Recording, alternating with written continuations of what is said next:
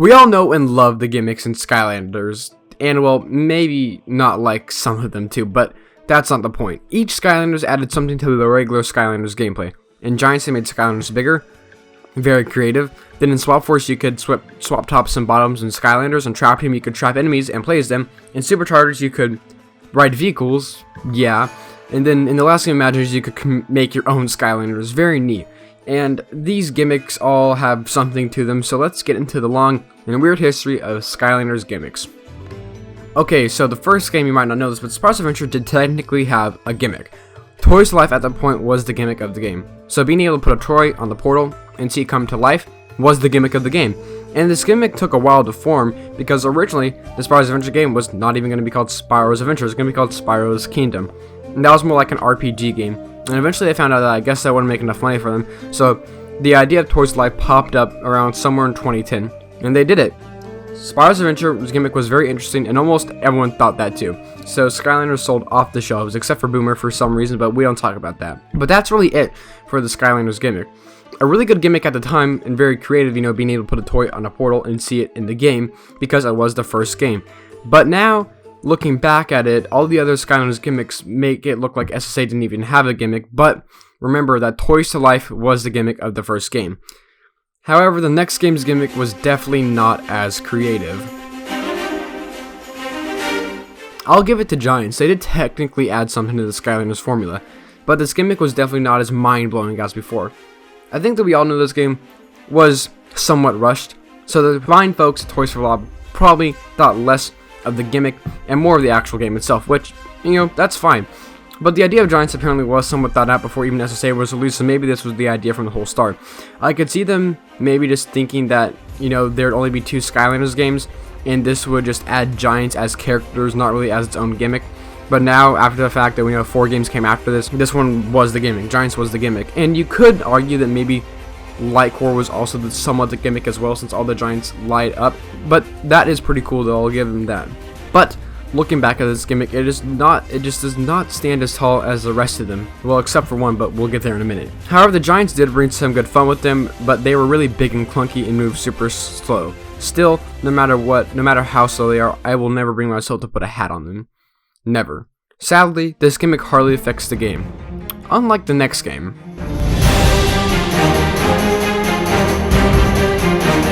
Now we get to Swap Force. This game's gimmick is definitely the most creative gimmick that we've seen so far. Also, an image later surfaced on the internet and it said Skylanders Shapeshifters, and honestly, I think this was the prototype name for Skylanders Swap Force. I mean, it would make sense. The Shapeshifters, it makes sense, but this gimmick added a lot. First of all, the Swappers. I really don't know how they came up with this, but whoever did needs a promotion. This gimmick was so creative at the time, and it still is. Being able to mix and match Skylanders tops and bottoms, well, never really used that well in the game itself in my opinion, is such a cool gimmick.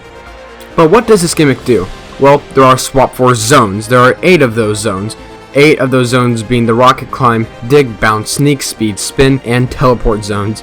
Each swapper can access one of these zones, and there are 2 swappers that fit into each zone. For example, both Washbuckler and Spire-Eyes are climb swappers. Another thing that were not necessarily locked to swappers but made it a whole lot easier to access were the 2 elemental gates. The multi-elemental gates, whatever you want to call them. Like I said, they're not locked to the Swap Force characters, but it makes them so much easier to access with the Swap Force characters.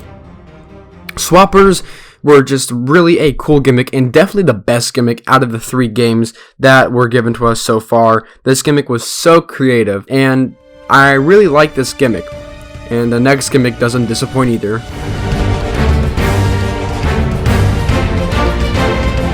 Skylanders Trap Team. Being able to trap a villain, put them in a total idle, I don't really know what you call it, but you put it in the portal and boom, you can now play as a villain. I think the CEO of Activision at the time, Eric Hirschberg, said it best in the official Trap Team reveal.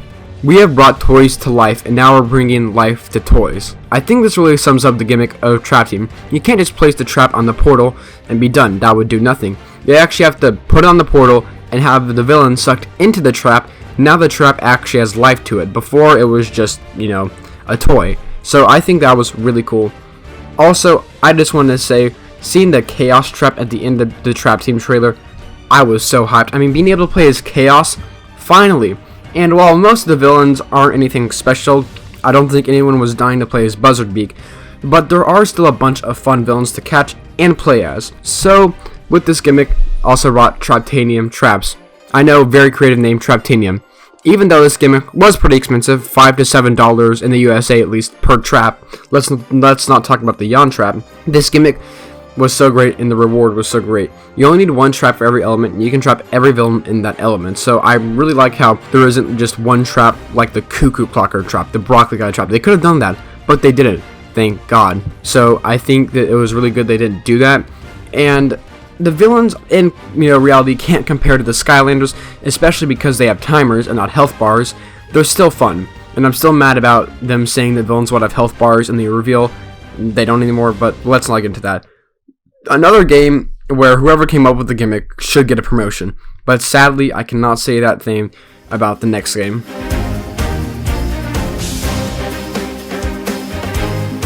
So next in line is Superchargers. Most of you guys probably know that Superchargers is my least favorite game and least favorite gimmick as well. In this game, the gimmick was cars, well, vehicles. So yeah, like I said, not the most genius mind-boggling gimmick, but people like cars, boats, and planes. In this gimmick, the only, thing that really was gimmicky was the cars, nothing really else. You could say that bringing back Skylanders in a supercharged form was part of the gimmick, but I would say that it's more just focused on the vehicles, and the only vehicles that are really necessary are the land vehicles, but there are sea and air sections that count as side missions that you need to do to complete the game 100%. But unlike Trap Team, there is not a lot I can say about this gimmick. I mean, what else can I say? I see the Vicarious Visions definitely ran out of creativity after the amazing gimmick that was Swap Force. This one just seems so bland compared to Swap Force and compared to Trap Team as well. Now I will give it to VV. The vehicles designs are great. I think all the vehicles look awesome in the game. Another cool thing is that each vehicle has a corresponding character that can give them a vehicle supercharged boost. That's cool. But I hope you can see why this is my least favorite gimmick. With all the other games, I had something to say about their gimmicks, but I just can't think of anything noteworthy to say about this gimmick besides vehicles. They existed in this game. You could access certain parts of the levels with them. This vehicle just oriented game it didn't work for me. It is just a really simple gimmick, but I can't really say it's a good gimmick. Unlike the next game.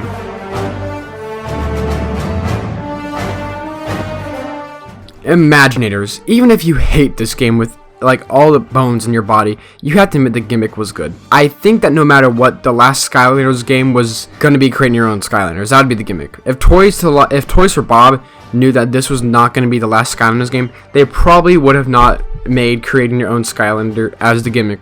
I think that creating your own Skylander was always going to be the last gimmick of the Skylanders game. So whichever game, no matter what, if it was the 10th or 20th game, whichever game was going to be the last one, I think this is always going to be the one that ends off the series, because it is a good series ender. I mean, what can you do after creating your own Skylander? There's not much more you can do besides maybe creating your own levels. But I really, really like this gimmick, and let me just say, the creation crystals, I really like the designs of them. I don't know what it is, I just think they look very neat. But I must say that the character creator in this game, no joke, is one of the best character creators I have seen in any game that I've ever played. You can really create almost any Skylander that you want. There are so many options, and most likely you will always be satisfied with the end result of your Skylander. That's awesome. I also like that you can, find creation parts throughout the game instead of just having them all at the beginning. I like that there's actually, reasons to go out in levels to find, creation parts that you might be missing. It's also very nice that the senseis can make the level of your Imaginators go up. And that's a nice touch. The battle class system for the creation crystals is very interesting and makes the starting point for making your Skylander a lot easier. This gimmick, if you could not guess, is my favorite gimmick. Being able to create your own Skylander is just such a great idea, such a cool idea, such a fun thing to do, and I've always wanted to do it ever since day one of Spyro's Adventure. What can I say? This gimmick is great. Well, that's the video, guys. Hope you guys have enjoyed this video. Tell me what your favorite gimmick was and why your favorite, gimmick was that. Tell me why you think that the gimmick worked, all the stuff like that.